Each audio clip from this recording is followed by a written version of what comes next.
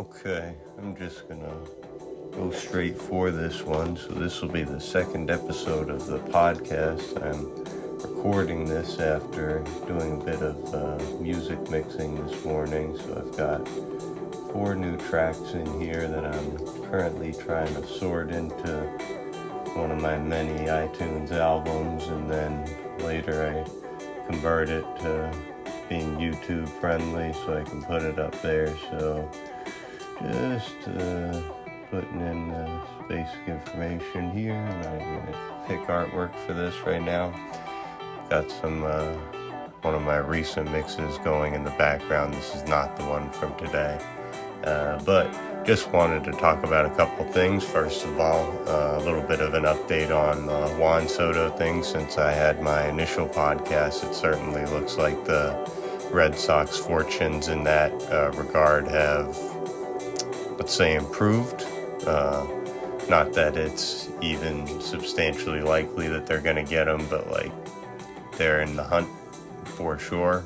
They're making offers, and who knows what will happen. But that notwithstanding, there really is not information as of this date, which is December 7th, Saturday, 11:30, because that information is allegedly going to come beginning of next week or whenever the winter meetings are, so we shall see on that. But all chips to the center, Boston Red Sox, go for it, why not? I already said my piece on that. But what I'm more interested in talking about today was to go over just a little brief theory of mine. So I'm a bit of a fan of the Game of Thrones television series, and now I've become a fan of the books, and currently reading Storm of Swords by George R.R. Martin, and I am on page 1111 of the 3rd book of the series. So I have read quite a bit and have quite a bit left to read. Apparently it's been a little bit of a stall out on the 6th book or something along those lines, obviously, but whatever. I'm still trying to read that World of Ice and Fire table book. This shit's pretty good, and I'm going to read that more for the interest in reading about, seeing if there's anything about Tywin Lannister in particular, because I just read the Storm of Swords, the trial of Tyrion, and a lot of these things, and you see Tywin as a character in this, and it's funny how much Kevin Lannister is seemingly like a slightly more important character in the books even than in the show, even though he's in that show.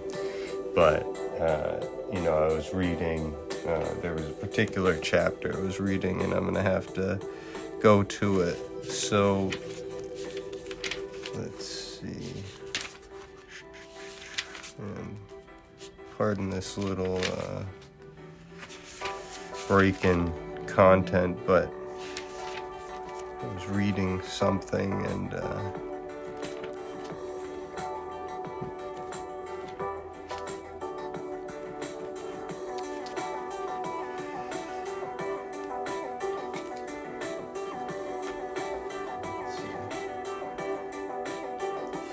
yes. So, that took longer than it should have. Where I was going with that was, so I was going to talk about, for podcast ideas, I wrote down Tywin's fuck up and rejecting the Martells, just like Aerys would reject his daughter Cersei when he would offer him as Rhaegar's wife. And obviously Oberyn Martell is very much involved in that whole story, and when he's fighting for Tyrion, he talks to Tyrion previously, and he explains the sort of story of how the Martell children went on a bit of a quest to find betrothals for them.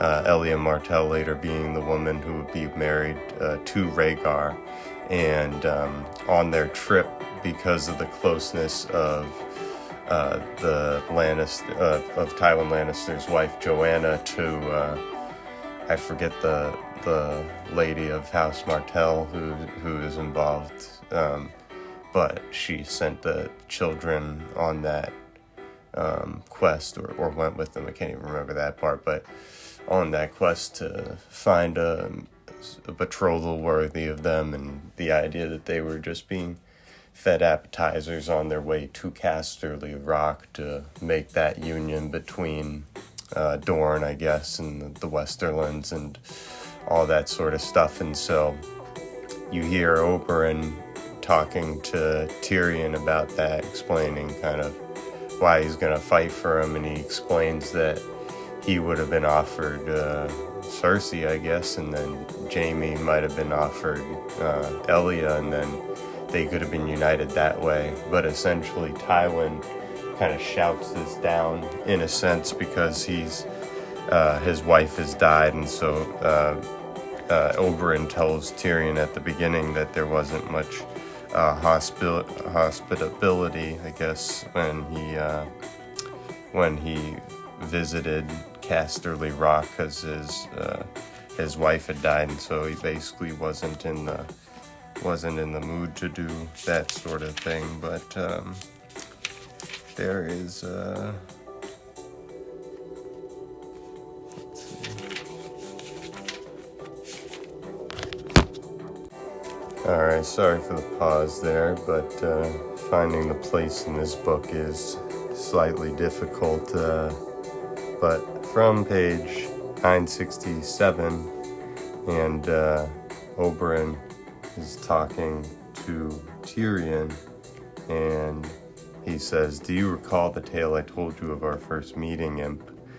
He asked as the bastard of God's grace knelt before him to fasten his greaves.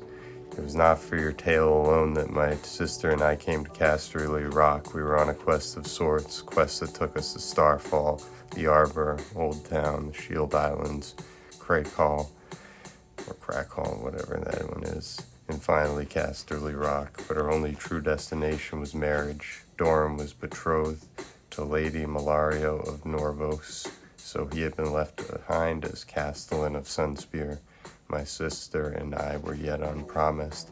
Elia found it all exciting. She was of that age, and her delicate health never permitted her much travel. I preferred to amuse myself by mocking my sister's suitors. There was little Lord Lazy Eye, blah, blah, blah. This is not even important." Although Tyrion does mention that the dude who he makes fun of for farting in front of her would have, been better for her, blah, blah, blah. But Lannisport was the end of our voyage. Were you aware our mothers knew each other of old? They'd been at court together as girls. I seem to remember or recall. Companions to Rhaella, Princess Rhaella. And they had cooked up a plot between them. This is what Oberyn says. Almonds before the feast, meant only to whet our appetites. The main course was to be served at Casterly Rock. Cersei and Jaime. Such a clever dwarf. Ellie and I were older, to be sure. Brother and sister could not have been more than 8 or 9. Still a difference of 5 or 6 years is little enough. Blah, blah, blah. As if it were intended that we take somebody back to Sunspear. Your lady mother meant to betroth Jaime to my sister, or Cersei to me, perhaps both. Perhaps, said Tyrion, but my father, quote, Oberyn, ruled the 7 kingdoms, but was ruled at home by his lady wife, or so my mother always said. Prince Oberyn raised his arms, slid the byrnie down over his head. At Old Town we learned of your mother's death, monstrous child she had borne. We might have turned back there, but my mother chose to sail on. Told you of the welcome we found at Casterly Rock. What I didn't tell you was my mother waited as long as decent, then broached your father about our purpose. Years later, on her deathbed, she told me Lord Tywin had refused her brusquely. Daughter was meant for Prince Rhaegar, he informed her, and when she asked for Jaime to espouse Elia, he offered her you instead, which offer she took for an outrage. It was. Even you can see that, surely. Oh, surely. It all goes back and back, Tyrion thought, to our mothers and fathers and theirs before them. We are puppets dancing on the strings of those who came before us, and one day our own children will take up our strings and dance in our steads. Well, Prince Rhaegar was married to Elia of Dorne, not Cersei Lannister of Casterly Rock, so it would seem her mother won that tilt. She thought so, Prince Oberyn agreed. But your father is not a man to forgive such slights.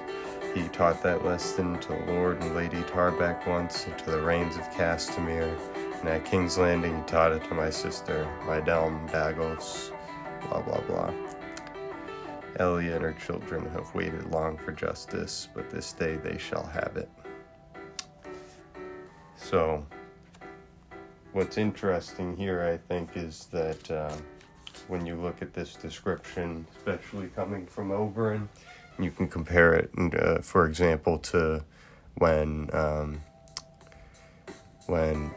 Baratheon boys, meaning Robert and Stannis, go into the throne room, or when Stannis goes in with Renly, however it is, and they go into the throne room and they mistake the hand of the king, who's Tywin, for being the Dragon King, and they think he's fearsome and all this stuff, but really Aerys had cut himself on the throne, so he wasn't even on the throne that day. And so there's obviously a lot of contrasts that are drawn in the show, in the story, about the differences between Tywin and his king, but it's kind of interesting how, according to Oberyn's narrative here, it's essentially as if Tywin Lannister was mirroring his crazy friend Aerys' behavior even more closely than he thought he was, because he didn't understand that by refusing this sort of marriage alliance with Dorne